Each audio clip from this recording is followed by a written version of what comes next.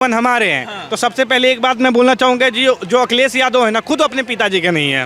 हो सकता है जैसे बोलते हैं ना कि अहिर का बालक नहीं है, वो जहीर का बालक है। तो जो जहीर का बालक होगा उसको तो राणा संगा से चीड़ होगा ही होगा। थोड़ा सा आँख बंद कर लेती थोड़ा सा, तो रामजी लाल सुमन जमीन के अंदर 1.5 फीट नीचे गिरा होता कम से कम, ठीक है ना। 1.5 फीट नीचे में आराम से अट जाता, ठीक है। अगर बीजेपी की सेना होती और बीजेपी आँख बंद कर लेती 5-10 मिनट के लिए, तो बीजेपी बोल रहे थे कि गौशाला से दुर्गंध आता है।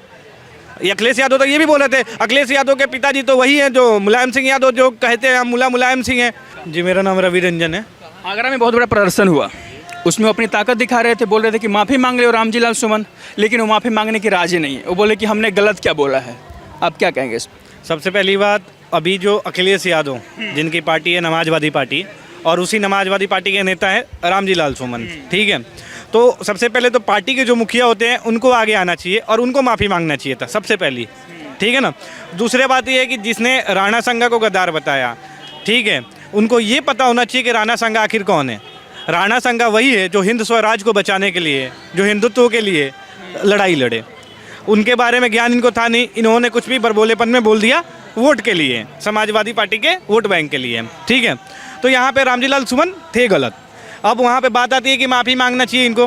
बिल्कुल माफ़ी मांगना चाहिए। अगर मान के चलिए कि आप किसी वीर योद्धा जिसने देश के लिए लड़ा हो, जिसने मातृभूमि के लिए प्राण गंवाई हो, उसको आप गलत बोल रहे हो, तो माफ़ी मांगना लाजमी है, आपको माफ़ी मांगना पड़ेगा। लेकिन वो नहीं मांग रहे, तो इसका एक ही उपाय है। जैसे करनी सेना वहाँ पे गई है ना, थोड़ा दूर और आगे जाना है करनी सेना को, ठीक है, और थोड़ा दूर आगे पहुँच के रामजी लाल सुमन के घर पे पहुँचिए और वहीं पे फोड़ दीजिए रामजी लाल सुमन को। क्या दिक्कत है?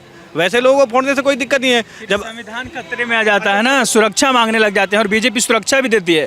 तो कई लोग क्या कह रहे हैं ना कि ये सरकार जानबूझ के ऐसा कर रही है, दोनों तरफ से भड़का रही है, उकसा रही है, क्योंकि अपना पॉलिटिक्स सेट करना चाहती है 27 के लिए।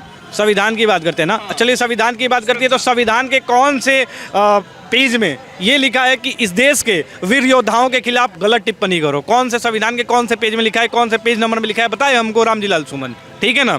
आप अपने इच्छा अनुसार क्या करते हो कि बोलते हो कि राइट टू स्पीच की पता नहीं क्या है, कि अपना अधिकार, मौलिक अधिकार, फलाना अधिकार, ठिकाना अधिकार आप गिनवाने चल जाते हो, और गिनवाने के तौर पे आप क्या करते हो, कभी वीर योद्धाओं पे कमेंट करते हो, कभी उसके बाद से आप हिंदू धर्म पे कमेंट करते हो। ये गलत बात है। आप जो इतना गलत बोला है, तो फिर अखिलेश यादव साथ में क्यों खड़े हैं? उन्होंने इटावा में बोला कि रामजी लाल सुमन हमारे हैं, अगर कोई अपमान करेगा तो समाजवादी लोग उनके साथ खड़े दिखाई देंगे, उनकी सम्मान की लड़ाई लड़ेंगे। यह सेना वेना सब नकली है, सब भाजपा वाले हैं।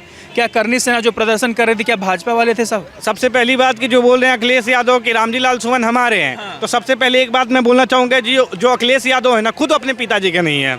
अगर अपने पिताजी के होते तो उनको हिंदुत्व के बारे में पता होता, हिंदू धर्म के बारे में पता होता, और हिंदू धर्म के लिए किन योद्धाओं ने प्राण गंवाए हैं ये उनको पता होता। लेकिन वो अपने पिताजी के नहीं है। हो सकता है जैसे बोलते हैं ना कि अहिर का बालक नहीं है, वो जहीर का बालक है। तो जो जहीर का बालक होगा उसको तो राणा संगा से चीड़ होगा ही होगा, उसको महाराणा प्रताप से चीड़ होगा ही होगा, उसको हिंदुत्व से चीड़ होगा ही होगा। और वही लोग हैं ना जिनको गौशाला से दुर्गंध आ जाती है, ठीक है ना। तो ये अहीर के लड़के नहीं, ये जहीर के लड़के हैं। तो जहीर के लड़के हमेशा से हमारे वीर योद्धाओं को नीचे दिखाने का काम करते आ रहे हैं और करते रहेंगे ये लोग। और इनका एक ही उपाय है, इनको बिना देख एकदम आंख मूंद के जितना लाठी मार दो इनके ऊपर, जितना लाठी मारो। बोल रहे हैं कि बीजेपी की सेना है, करनी सेना बीजेपी की सुपर सेना है।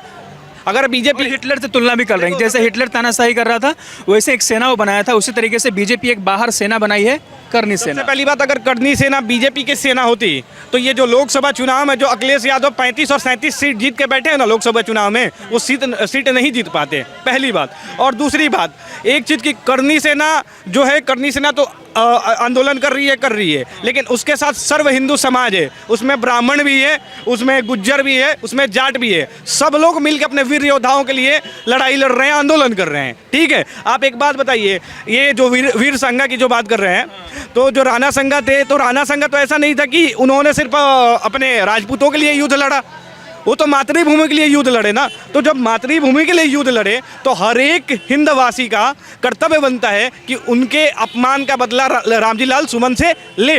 चाहे वो जाट हो, ब्राह्मण हो, क्षत्रिय हो, वैश्य हो, दलित हो, कोई भी, सबको खड़ा रहना चाहिए करनी सेना के साथ। और मैं तो बोल रहा हूँ हमारे कई भाई वहाँ पे गए हैं, ब्राह्मण कुल से मैं हूँ, हमारे कई भाई वहाँ पे गए हैं, परशुराम सेना के लोग गए हैं वहाँ पे।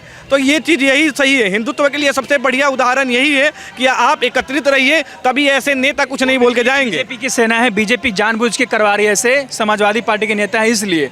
यदि बीजेपी के ही कोई लीडर होता ऐसा बोलता तो ऐसा कुछ नहीं होने वाला था, ना माफी मंगवाया जाता उनसे। अगर बीजेपी की सेना होती ना, और बीजेपी थोड़ा सा आंख बंद कर लेती, थोड़ा सा, तो रामजी लाल सुमन जमीन के अंदर 1.5 फीट नीचे गिरा होता कम से कम, ठीक है ना, 1.5 फीट नीचे में आराम से अट जाता, ठीक है। अगर बीजेपी की सेना होती और बीजेपी आंख बंद कर लेती 5-10 मिनट के लिए, तो क्या बीजेपी ऐसा कुछ नहीं करवा रही है? करनी सेना के पीछे नहीं खड़ी है? बीजेपी क्यों करवाएगी ऐसा? बीजेपी ऐसा क्यों बोल तो रहे अखिलेश यादव। अखिलेश यादव के बोलने से होता है क्या? अखिलेश यादव तो ये भी बोल रहे थे कि गौशाला से दुर्गंध आता है।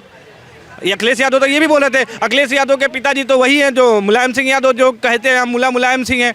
तो भाई साहब साहब इससे एक देखो, सारा एक ही जगह पे लिंक जाके जुड़ता है, लिंक एक ही जगह पे खाता होता है, ठीक है। उस लिंक का नाम यही है कि ये लोग अहीर के लड़के नहीं है, ये लोग जहीर के लड़के हैं। और जो जहीर के लड़के होंगे, राणा संगा, महाराणा प्रताप, पृथ्वीराज चौहान, इन लोगों का विरोध करेंगे, और वही विरोध कर रहे हैं अखिलेश यादव। रामजी लाल को माफी मांगना चाहिए, माफी मांगना चाहिए। उसके बाद अगर माफी नहीं मांग रहे हैं तो अभी 12 तारीख है, फिर इसके बाद आंदोलन होगा, इसके बाद आंदोलन के बाद आंदोलन जैसा आंदोलन थोड़ा नहीं रहेगा, क्रांति होगा। क्रांति में जूते बरसेंगे उनके ऊपर, रामजी लाल सुमन के ऊपर, और बरसने भी चाहिए जूते। आज मान के चलिए सह दे दिया गया उनको, आज वो राणा संगा पे बोल रहे हैं, कल वो महाराणा प्रताप पे बोलेंगे, परसों वो पृथ्वीराज चौहान पे बोलेंगे। तो ये सह नहीं देना है ना ऐसे नेताओं को। और एक नेताओं को जहाँ 2 थप्पड़ लगता है ना, तो बाकी जो जितने नेता है जो संसद भवन से आके हिंदुत्व के खिलाफ गलत बोलते हैं, वो बोलना बंद कर देते, समझ गए। कई लोग जातिवाद राजनीति करना चाहते हैं, अगला पिछड़ा की लड़ाई है, बैकवर्ड फॉरवर्ड की, इसलिए ऐसा हो रहा है। अच्छा एक बात बताइए, ये बैकवर्ड फॉरवर्ड वाली बात, दलित हैं, जाटो समाज से आते हैं ना, इसलिए। एक सेकंड, मायावती ने क्या बोला? मायावती ने क्या बोला? सतपाल तंवर ने क्या बोला? दलितों के नेता हैं ये लोग मायावती आके बोलती है कि वो दलित पार्टी के नेता नहीं है, जो बहुजन समाजवादी पार्टी के नेता नहीं है, वो समाजवादी पार्टी के केवल नेता है, ठीक है ना।